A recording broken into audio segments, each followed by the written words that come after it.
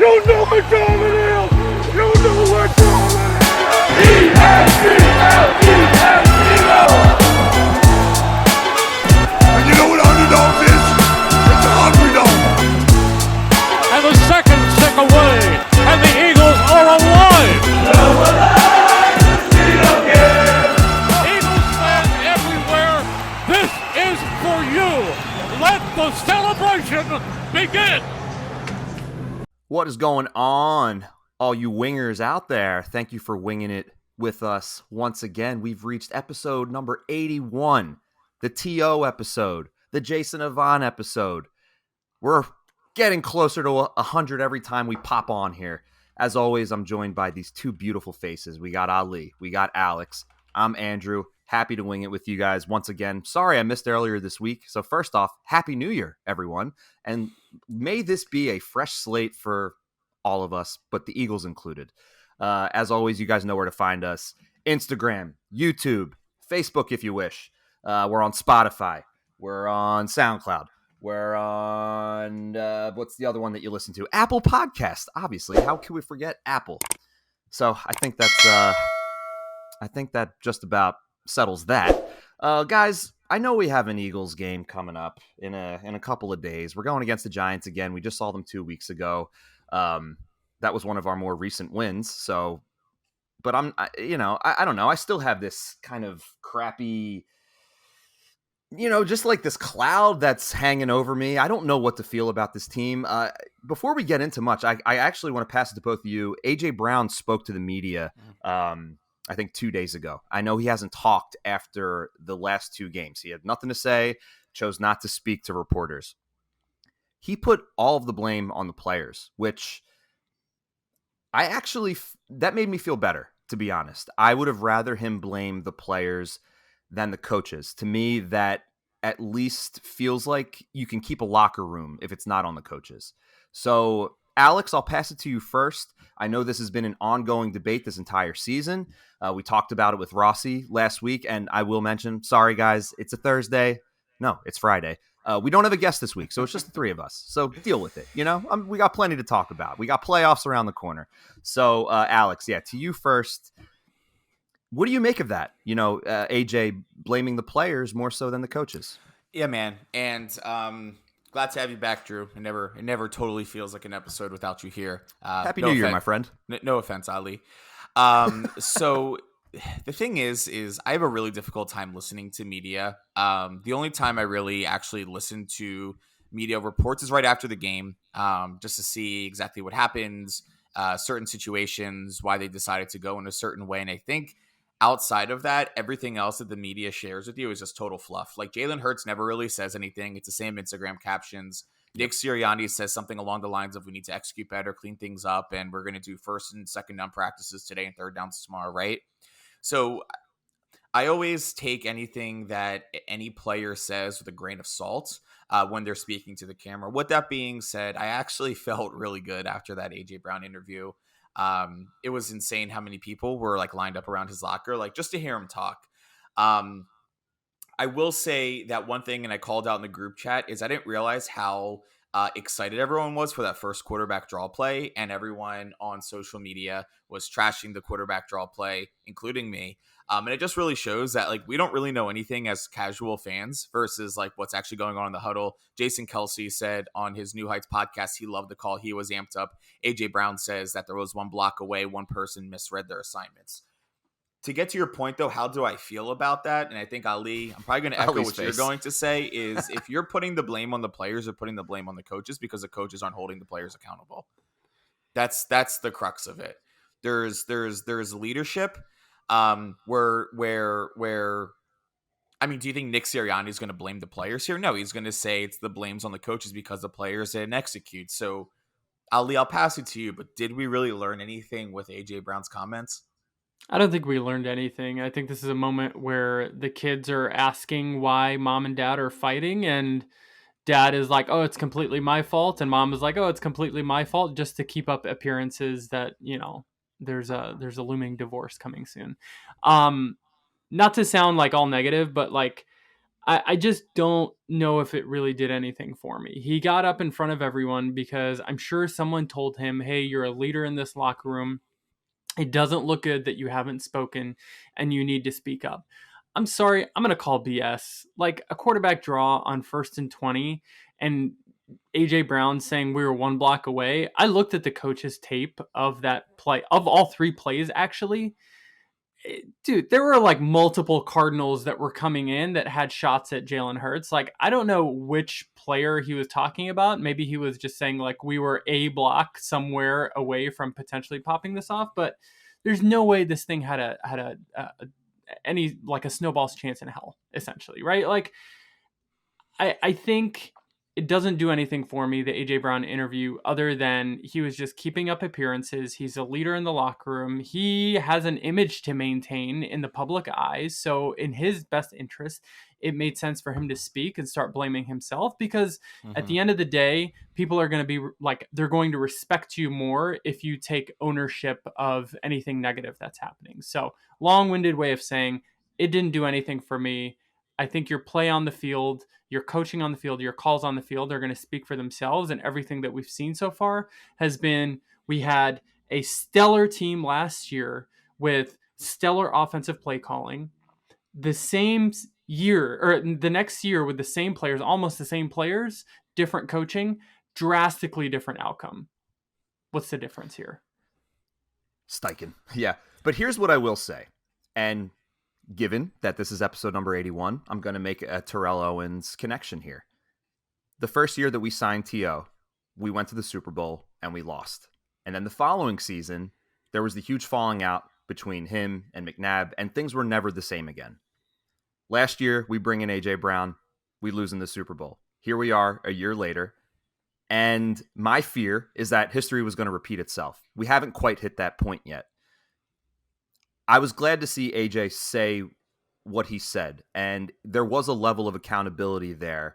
And, you know, look, he's a wide receiver, and when I think of AJ Brown, it's like, yeah, of course, there's going to be like a little bit of a diva mindset.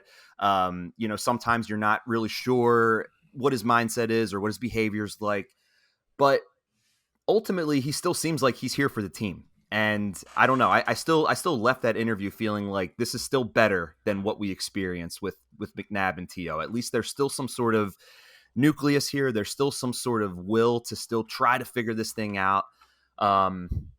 So yeah, I don't know. I guess if there's a silver lining, things are not as bad as it was in 2004, 2005 when T.O. and McNabb were you know, starting to have their falling out. You know, no images of AJ Brown doing sit-ups on his front step while being while trying to be interviewed by the media. Yeah, I mean, again, it is what it is. I'm not, you know, like I said, it's all fluff. There's really not much going on. I will say though, so that was one really big story this week. The second one, and I just love listening to WIP when the sky is falling. These players, I mean, these callers, they love the city one week, and they just like everything's burning down, fire everyone, and start from the beginning. I love it. I love it. Yeah, Alex, who do you typically listen to on WIP? Because I listen to you know, a little bit after the loss. I do enjoy hate listening. I like not hate listening to the radio per se, but just I need to hear more suffering when we lose. I just I want to feel that from other people, so I'm not alone. So I used to love driving my son to daycare and listening to Angelo Cataldi. Sure. He's so freaking funny. I like what is it, Marks and Reese, Ike Reese. Yeah, I like that show a lot just because there's a player perspective there.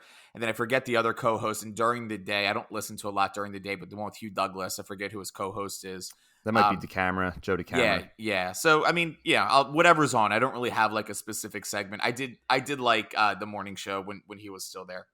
Here's where I'm going with that. Nick Sirianni being fired. So many people think Nick Sirianni should be fired. I even brought up on this episode this week of like, hey, Bill Belichick's available. Like, do we go for it? You have coaches like Pete Carroll that have had losing seasons. You have coaches like Mike Tomlin, who can, you know, his only goal every single season is to stay above 500. You have the decline of Bill Belichick eras. is this the thing in Philly where it's going to fire coaches after 2 to 3 years? Get first year, come in, no expectations, make the playoffs on a team. And Andrew, I actually listened to episode 6 of the Afterthought podcast, believe it or not, when we clinched the playoffs last time. We were only projected to be a 4-win team that year. Got to the playoffs, got to the Super Bowl, and have 11 wins. Are we really considering firing Nick Sirianni? Ali, you look like you're about to blow a gasket. Go ahead. Fire the man. Get Bill Belichick in here. Yeah, I mean, end of story. No, listen. I said this before last week or a couple of days ago when we recorded our reaction to the Cardinals game. Like, you cannot respond in the way that this coaching staff has responded throughout this season. Ever since week 1, when we were watching the Eagles and the Patriots, like, I remember our group chat, we were like, something is off. Something looks different with this team. And it is the play calling. We called it from day 1, and nothing has been modified. Nothing has been changed. Coaching is all about adjustments and how you can sort of adjust from one half to the next, and how you can adjust from one half of the season to the second half of the season. And I don't see any type of adjustments. It's still running the same play over and over and over again. And that is the literal definition of insanity. I think Nick Sirianni is great. I think his personality is wonderful for the city. But when it comes to an illustration of being unwilling to adjust to the external sort of like pressures that are going on around you, i.e. the teams have figured out that you're going to run a quarterback draw like 9 out of 10 times, and he's not doing that, I think it's time to go. All right, Andrew, what do you think? You know, it makes me wonder, because last year when the Eagles were having so much success, Nick Sirianni was never in consideration for Coach of the Year. Like, there were some of these rankings that came out, and he wasn't even in the top 10 in terms of like votes for Coach of the Year. And I always wondered what caused that. With that being said, I don't think it's fair to just cut bait with somebody when they're experiencing adversity for the first time. You know, this is the worst stretch by far that Sirianni has experienced since we brought him in. Well, other than his initial start before the fertilizer speech, where we got off to a rough start, but then things turned around right from there. I don't want to be reactive and like, you know, it's like when we cut bait with Doug Peterson, it felt very, very reactive. And at that time it was like, is it Carson? Is it Doug? And then it ended up being both of them, which was really confusing. I don't like the thought of bringing in somebody like Bill Belichick. I think that we're in a league right now where you're continually seeing young head coaches. Now, I don't know if that has anything to do with am I wrong? You ageist. I am. You know what? I am a little ageist. I think that we live in a world right now where you need younger, fresh-minded people that are able to adapt and not stuck in their ways. And I think that people Bill Belichick's age are stuck in their ways and not able to adapt. I'm sorry, boomers. That's how you are. So I think Belichick can demand the respect of a locker room, I suppose, because of his history. But, you know, what's his excuse for their team doing so poorly this year? Because when you're that good of a coach, right, you shouldn't never be that bad. I don't care if Mac Jones or Bailey Zappi's your quarterback. It's like, you know, you should be able to work your way out of that. So I don't know, man. Sirianni has rubbed me the wrong way the last couple of weeks, obviously, because we're losing, and, you know, it's going to happen. So I need to see some sort of change, and that change is winning and being able to make adjustments on the fly, unlike we've been able to see. But I don't know. I need to give Sirianni like a real chance to fix this thing before I make any sort of call like that. Yeah, I mean, listen, we're going to constantly compare ourselves to last year when we have 2 coordinators that are now head coaches of NFL teams. There's a tampering period. We lost Vic Fangio. I don't think Jonathan Gannon realizes how much he screwed us for getting some talent. And then we hired Sean Desai, who I've never heard of before, and Brian Johnson, who maybe you've seen him pop up on a few Wikipedia pages with Jalen Hurts. We're going to go back? What are the expectations of 2 brand new coordinators? Everyone knows who the good coaches are in the NFL. I'm not putting all of that on Nick Sirianni. Let's go to the offseason. Matt Patricia was never hired to be this role. We essentially just fired Sean Desai in the middle of the season. We're going to make an adjustment there. I think if the defense gets it together, like what I said earlier this week, we get an adult in the room, someone that actually knows what they're doing. I think the offensive can be totally okay with where it is between Brian Johnson and Nick. We get someone new on the defense. I guarantee we are singing a different tune this week. You just mentioned adult in the room. And when I hear that, I instantly think of Jason Kelsey, Fletcher Cox, Lane Johnson, Brandon Graham. And where are all of them during all of this? And how can they utilize their veteran leadership? They've been with this team forever. They've experienced highs and lows. How can they take that and help this team somehow? Like, I just feel like we're lacking maturity or we're lacking these adults in the room, but we have so many of them. So what's up? I mean, the voices in the room are getting older, and I think to your point, right? Like the older they get, it's like, there's just a general societal tendency to just not listen to the older voices in the room. Now, granted, these guys are in their 30s, but being an NFL player is like dog years, right? Like Jason Kelsey is basically on his last life, and so is Fletcher Cox and Brandon Graham. Where are the adults in the room? Coaches are always the adults in the room, which is why I was kind of shocked by your Bill Belichick comment, because Bill Belichick, despite having a terrible offense, still has a pretty high up defense. Like his defense is top 10 in yards per game. It's top 10 in opponent yards per play. It's top 10 in red zone scoring defense. So it's not bad, right? Like the guy still hasn't lost his step. It's you're dealt what you're dealt, and you got to make the most with what you have, and that's what guys like Bill Belichick and Mike Tomlin do. So I think that they must have linebackers. They must have linebackers on that team. They must have linebackers.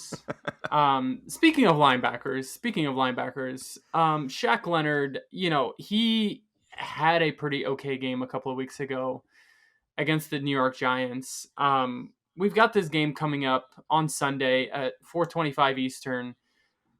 Obviously, it's going to go on during the same time period as a lot of the games, to include the Cowboys-Commanders game. What are your guys' thoughts as far as like how we can to sort of like bounce back off of the debacle that we had on Sunday against the Cardinals? Like, what do we need to do? We're at MetLife Stadium. The forecast is snow, right? There's reports that Nick Sirianni is thinking about resting some of the starters. Like, what do you think is going to happen this game if we play all of our players, and do you think it's the right move to rest starters? I'll start with Andrew first. Actually, I'm going to start with a question because I need both of your help. What are the scenarios right now? So if the Eagles win, in order for them to get the number 2 seed, I'm assuming Dallas Cowboys would have need to to lose. Correct. Okay. And is that basically the only thing we're on the lookout for in terms of why we would even need to play starters, because there still is potentially something to play for? I think it would be the optics of if we zoom down to Jalen Hurts in a hoodie on the sideline and Dallas is losing in the fourth quarter. That would look really bad. It would show that we conceded, right? So we're literally saying, hey, if we don't give starters, we're giving Dallas the division. And I think it's dumb that we hang division championship banners in the link. Just FYI, I think it's really stupid. But I think Lurie is going to have something to say about, no, we're not resting starters. We're going to go for it so I can hang another banner in the link. There is something nice about being able to like shove that in the faces of our rivalries who come here once a year. So it's like, yeah, Dallas, Giants, Commanders, you got to look, we're still the best. You got to beat us. I get it. It doesn't mean anything, teenage right? Boys bragging rights, but yeah. So to answer your question, Ali, I think that I overall like the thought of being able to play our starters this game, because at this point, there's a lot that we still need to get right. And this can be an opportunity to maybe gain a little bit of confidence, maybe try to establish a strong run game again. I don't know what running back we'll see. Maybe we'll see the vintage Boston Scott versus the Giants type of game this week. But, we're not going to have a bye week 1. So I think that having the starters just stay fresh, I think that's something that we need right now. It's an elevated practice, if you will. I mean, this team needs as much practice as they can get against real talent to see if we can turn this thing around. So ultimately, again, no excuse. We should win this game. We are a very talented team. But I definitely don't mind seeing our starters out there, even if it means that, we're going to end up with the 5th seed. Yeah, I think momentum is really important. Yeah. I don't really care about the number 2 seed. Actually, looking at the matchup, I think our best case scenario is first round we play either the Saints or the Bucks. It's looking like it's going to be the Bucks. So for everyone out there, the Saints are tied with the Bucks at 8-8. The Bucks play the Panthers, who are 2-14, and the Saints play the Falcons, who are 7-9. So odds are the Bucks are going to win, and it looks like the Tampa Bay Bucks have the tiebreaker there. So quick question, because I'm looking at records here. If the Falcons win, so if the Falcons beat the Saints, they will both be 8-9. If Tampa Bay loses to Carolina, they will also be 8-9. So if all 3 of those teams are 8-9, will Tampa still have the tiebreak? I believe so. I don't spend a lot of time talking about the. Chances are they should beat the Panthers, but you never know. Yeah, crazier things have happened. We should have beat the Cardinals, and this episode would have looked much different. Probably would have had guests and been excited. So the Saints need to beat or tie the Falcons, and the Buccaneers would need to lose to the Panthers. So if the Buccaneers lose to the Panthers and beat and the Saints beat the Falcons, then the Saints. Well, right, they would have a better record at that point. The Saints would be 9-8, and the Buccaneers would be 8-9. So that would be, no dispute there. It's more if all of these teams finish 8-9, which is possible, then who would be representing that division? Yeah. So anyway, I would much rather play that than playing Dallas or the Rams. Yeah, I guess. Yeah. I don't know. The Rams have been a little bit streaky recently, so they scare me. I think as far as like what that looks like, that's fine. I'm also going away that weekend, so like I'm totally cool with like not having a home game that I need to like figure out and like cancel my plans for. Lucky you, Aleks. What about all the other people that are not going away and would like to see a playoff game? No. I'm just saying there's 2 reasons. Me personally, one is I'd rather play the NFC South, and 2, I won't be here to go to the game. So that's a selfish reason there. Fair enough. But I think there's a lot to be said about momentum, keeping people fresh, keep Devontae Smith on a limited snap count because of his ankle. Get him out there. You don't want to go into the playoffs where your last game that you played was a crushing defeat where the Arizona Cardinals put up 35 on you. Try some new things out, try some schemes, do some things on defense. We don't really care if we win or lose, but keep the starters out there. Another game for Avonte Maddox to Isn't he hurt again? I thought he got like an x-ray after the end of last game. Damn it. Don't you ever have any good news? Hey, listen to this, guys. The Falcons have one way to make the playoffs, which is to beat the Saints and hope the Panthers upset the Buccaneers. That'll create a 3-way tie at 8-9, and the Falcons would win the NFC South on a tiebreaker. So you were right, Andrew. That answers my question. That would be insane. Wow.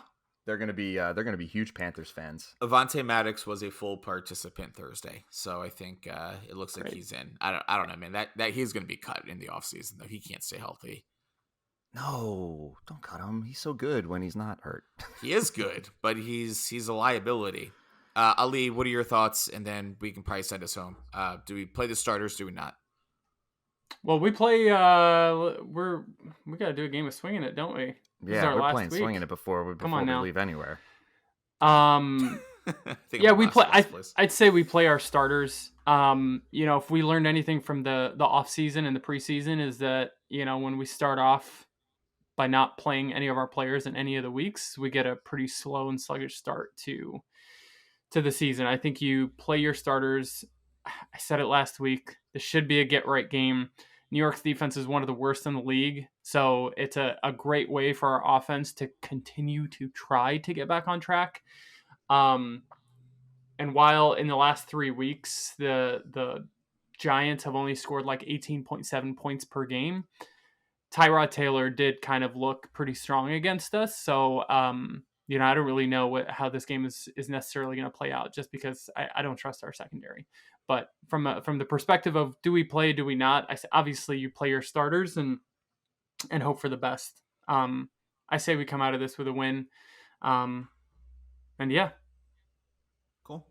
All right, Andrew, talk to me about Swingin It. Swingin It, underdog picks for the week. All right, season's winding down. It's getting close. We got some scores to update here. And, I think that we will continue this for the playoffs. I think that can still allow for a little bit of fun. But anyway, let's do a quick recap of last week. We had Rossi on. Rossi took the Pittsburgh Steelers, who beat the Seahawks. So another 3.5 points for the audience. I believe, Ali, you're no longer in first place anymore. The audience is in first place. The audience is now in first place. Wow, we're trash, guys. It's a streaky game. It's not a sprint. It's a marathon. So Ali, we took the Commanders for you last week, who lost to the 49ers. So no points for you. You're still at 34. The audience now is at 36. So the audience is now in first place. I'm in third. I took the Saints last week, who did beat the Buccaneers. So I get another 2.5. I'm at 25.5. So I'm only 25, like 8.5 behind you, Ali. So I'm coming. All right, I'm coming. And Aleks, you took. Oh, this was a close one. You took the Lions, and they just barely lost to the Dallas Cowboys. And one more thing, how infuriating is it that we borderline rooted for the Cowboys to win for the Eagles' sake, and it's like that was all for nothing. I rooted for the Cowboys to win for nothing. Yep. That's karma. Anyway. That's karma. That's what that we is get. karma. That is what we get. You're not wrong. You're All not right. wrong. So let me kick this off. So Aleks, yes, you start us off, man. I love this matchup. This team usually upsets them. It's always a close game. Give me the LA Rams to upset the San Francisco 49ers. I'm seeing on the Yahoo app, they are a 4-point underdog. It's crazy that they're an underdog, given that San Francisco already clinched the number 1 seed. That is crazy. This is going to be a weird week because there's just because Baltimore, clinch? Yeah, they yeah, did. Right. They definitely clinched because Baltimore is an underdog because they're likely resting their starters because they also clinched. Yep, they'll be starting Tyler Huntley, and Lamar Jackson's basically, I think he's guaranteed to win MVP. What games do we have that have stakes involved? You know what? I'm going to take those Atlanta Falcons. I'm going to take those Atlanta Falcons to complicate this playoff situation. They're a 3-point underdog at the Saints. The Saints are just coming off of a win against division rival Buccaneers. So, there's this triangle of love going on right now. And all they've been doing is winning me points. So I will take the Falcons on the road to beat a division rival. Give me the Falcons, 3-point underdog. Oof. I feel like I need to end the regular season the way I started. Give me the Washington Commanders over the Dallas Cowboys. 13.5 point underdogs. Yeah, the power of Sam Howell. You never know. He looked like Tom Brady against us. He is the first quarterback in Washington's franchise to finish a season. He started game 1. He played game 1 and finished the final game of the season in years. There has not been a Washington quarterback that has completed all games of the regular season since the Aleks Smith era, I think, or maybe Kirk Cousins. He lucked out because Jacoby Brissett was supposed to be their starter last Correct. week, and then he got hurt. So, exactly. Sometimes you got to get a little lucky. So, with that being said, how do we want to go about the audience pick? Because obviously we've taken 3 picks. There's still plenty of time before these games start. So, what do you guys think? How do we want to leave it up to the audience? Send the request. Yes, send the request right now, poll. Andrew. Send the request. Send it out, baby. All right, audience, we need you again. Please, you're in the lead right now, so there's a lot of pressure here. Give us an underdog. Give us your favorite Swingin' It pick of the week. You know how this works. If your team wins outright, you get the points added to your total. So, you got some games to choose from. Audience, hit us with your pick. And with that being said, we are done for today. Let's see what happens this Sunday. We got some, or this weekend, Saturday and Sunday. We got some pretty cool games upcoming with some stakes involved. So excited to see how the playoff bracket shakes up. Thanks for kicking it with guys. This episode 81. We'll talk to you soon. Go Birds. Go Birds.